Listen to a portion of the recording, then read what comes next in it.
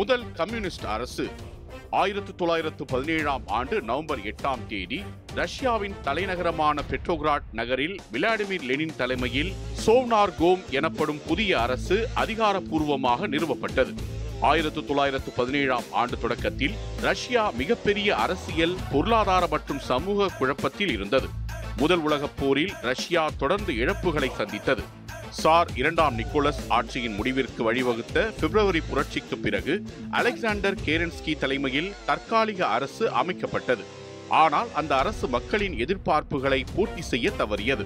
இதையடுத்து லெனின் தலைமையிலான போல்ஷெவிக் கட்சி அனைத்து அதிகாரமும் சோவியத்துகளுக்கு என்ற கோஷத்துடன் பெரும் ஆதரவை பெற்றது. போல்ஷெவிக்குகள் 1917 நவம்பர் 7ஆம் தேதி அன்று தற்காலிக அரசை வீழ்த்தி அரசாங்க கட்டுப்பாட்டை கைப்பற்றினர். அந்த புரட்சியின் மறுநாளான நவம்பர் 8 அன்று லெனின் தலைமையில் புதிய அரசு அமைக்கப்பட்டது. இதற்கு கவுன்சில் ஆஃப் பீப்புள்ஸ் கமிஷனர்ஸ் என்று பெயரிடப்பட்டது.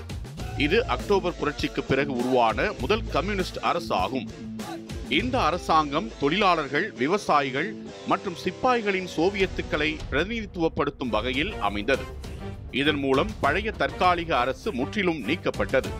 இதுவே ரஷ்ய சோவியத் குடியரசின் முதல் அரசு ஆகும்.